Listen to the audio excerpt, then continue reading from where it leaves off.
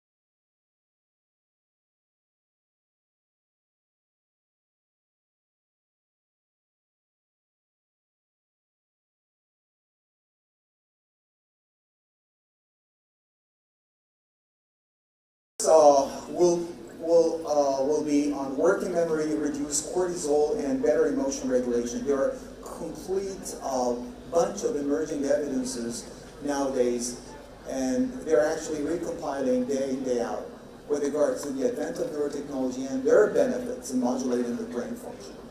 And also, we need to take that into perspective, the implementation caveats for the use, overuse, and hopefully not misuse of those things, putting that into account, the cost, ethics, individualization, and training required for the educators when it comes to the university context.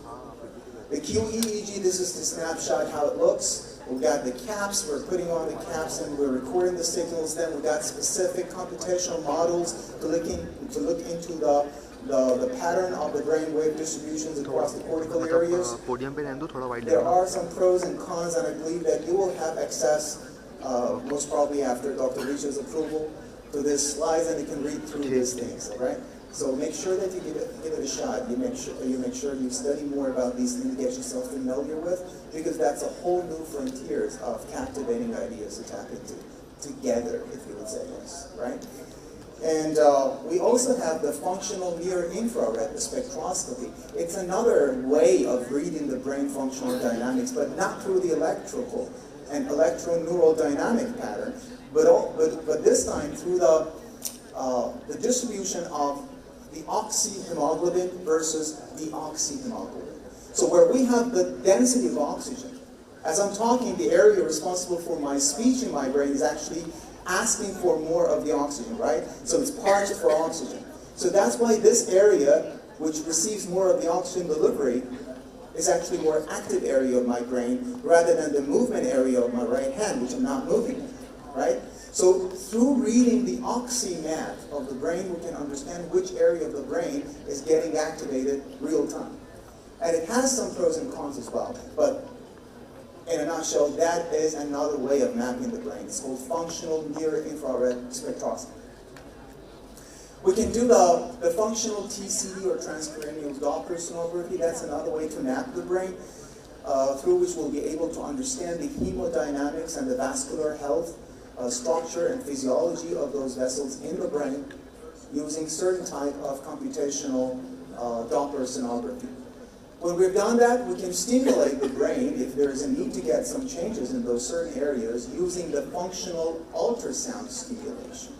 And that is another very tantalizing idea of brain stimulation modalities. And again, pros and cons for that and the major applications for it.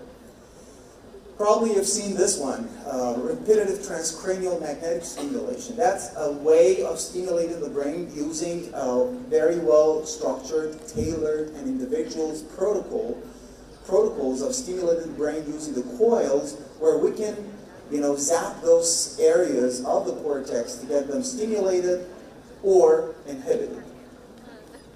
This is how it looks. It's got a figure of 8 coil, and there is a machine, which is called RTMS machine. Then you got the pulses, and it has approved indications for many different conditions, including PTSD, depression, major depression, and also post-stroke rehabilitation, so on and so forth, and traumatic brain injury as well. Lots of things.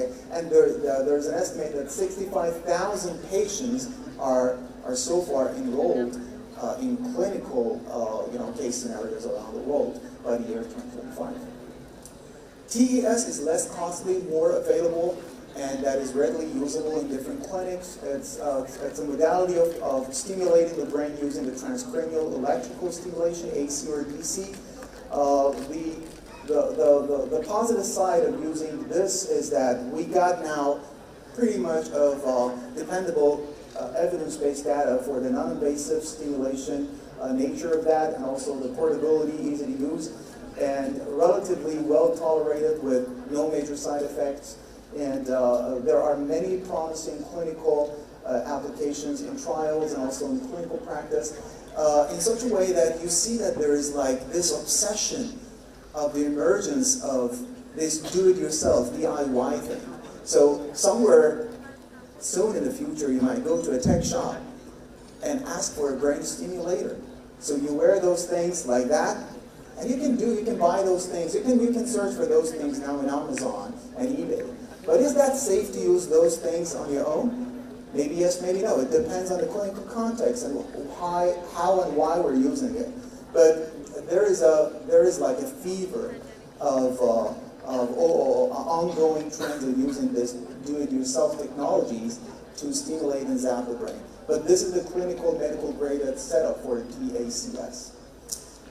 So I'm just trying to conclude how those funky stuff could be translated into real-life applications, into in the context of improving the educator's mental well-being. Is that only AIT? Is that CBT, mindfulness-based cognitive training? Or sometimes we need to supplement and replenish the brain with some chemical substrates, with vitamins, minerals, with cofactors.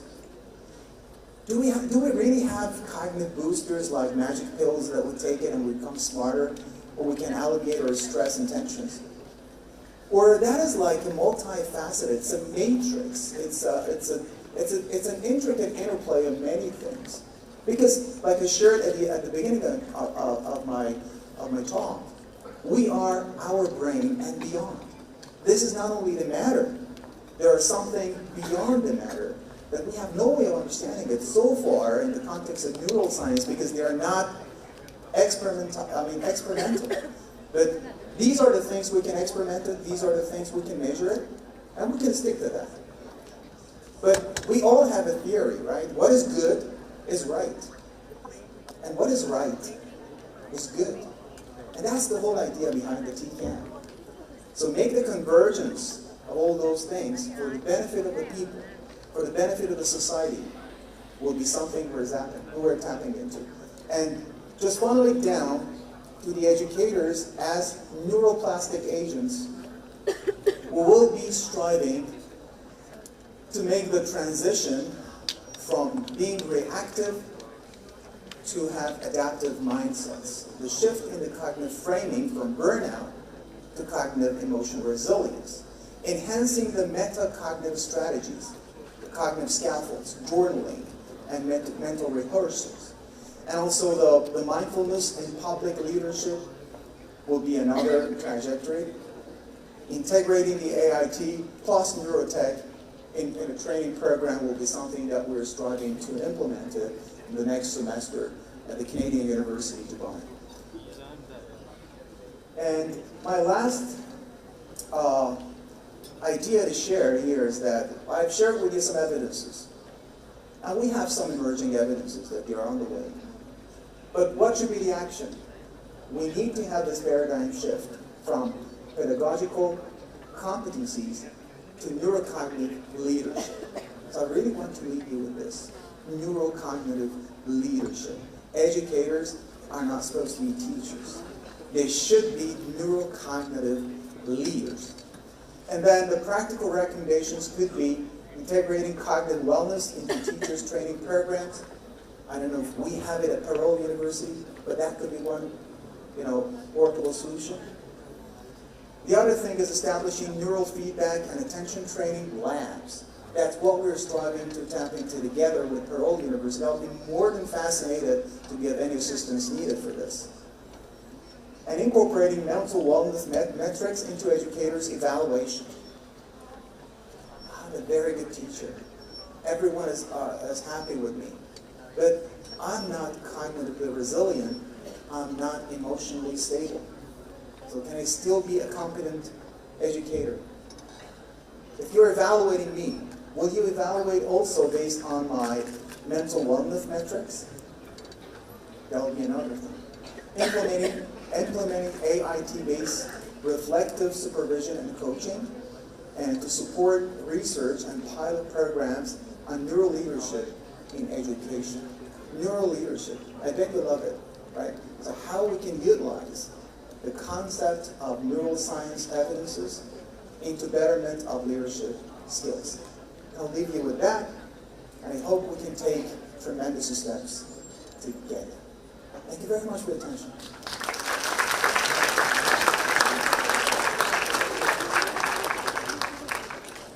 Thank you so much, sir, for sharing your wisdom that you've gathered through your research over so many number of years. Sir, I would request you to please leave your remark on the signature board, and I would request Tejal ma'am to please come on stage and felicitate sir.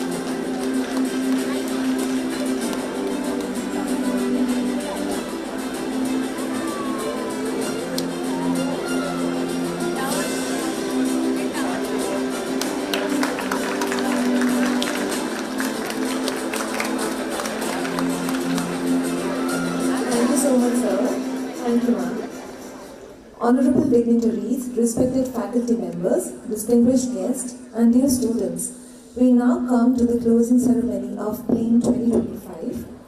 Over the past 1.5 days, we have witnessed insightful keynotes, thought-provoking panel discussions, engaging workshops, and fruitful networking. We have explored innovation, exchanged ideas, and celebrated power of collective knowledge. And now, as we conclude, it's time to reflect, express our gratitude, and look forward to what lies ahead. To begin with, I would like to invite Ms. Ananya for her dance performance.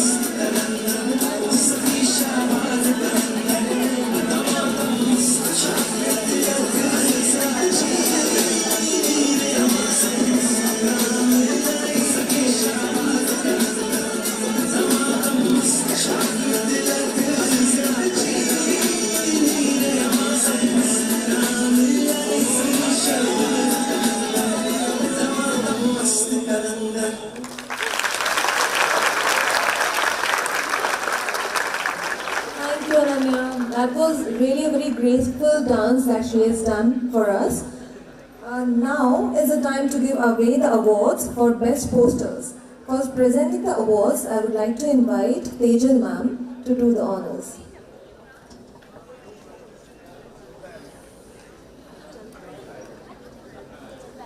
Good afternoon, everyone.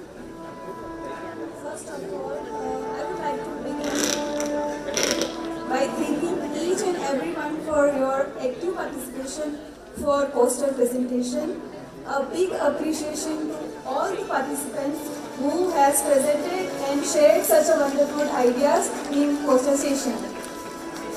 In total, we have received 120 abstracts. Out of it, we had selected 75 abstracts for the poster presentation. However, as a part of the competition, we had a tough job to select the best 3 posters, so we had to make a call. On the behalf of Organizing Committee of Blaim 2025, I would like to congratulate each and every participant for their active participation. Now, let's move on to announcing the winners of 3 best poster presentation and 3 consolation certificates as well. First, I'll start with consolation certificate distribution, and for that, I would like to call upon stage our chief guest, Dr. Vijay Bhatkar sir, to give them a certificates.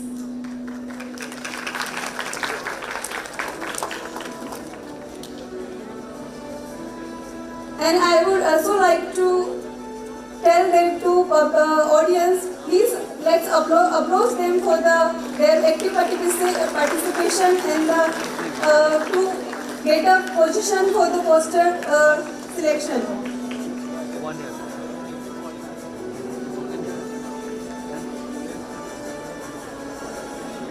So in consolation certificate category, first prize goes to Nandini Barodia. Keep applauding for them.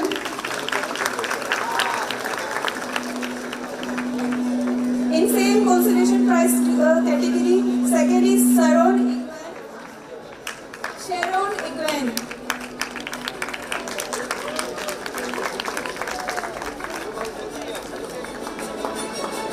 Third, Tejaswini Pandya.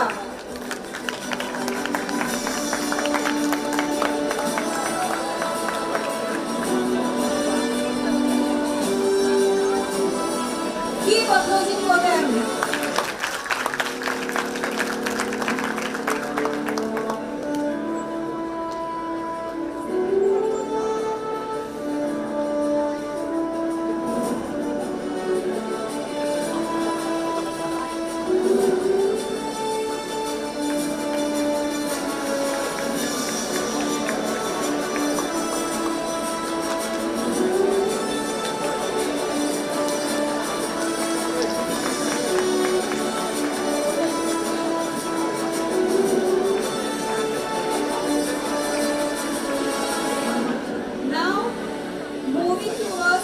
Best 3 Posters Presentation Award, I would like to call upon the stage for the 3rd position, Mr. Mukul Kumar Singh.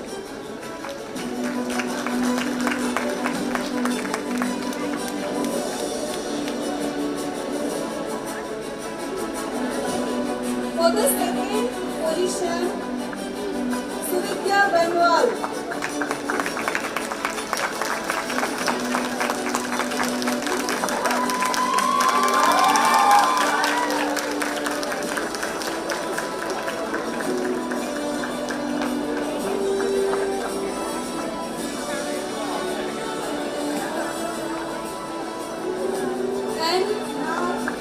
Last but not least, very important, first position goes to Ms. Aarti Nair.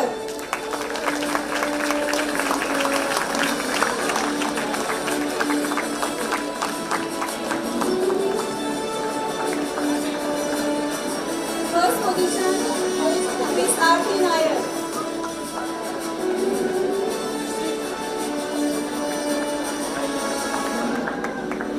Once again, I thank you one and all for your active participation for the poster session. Thank you everyone.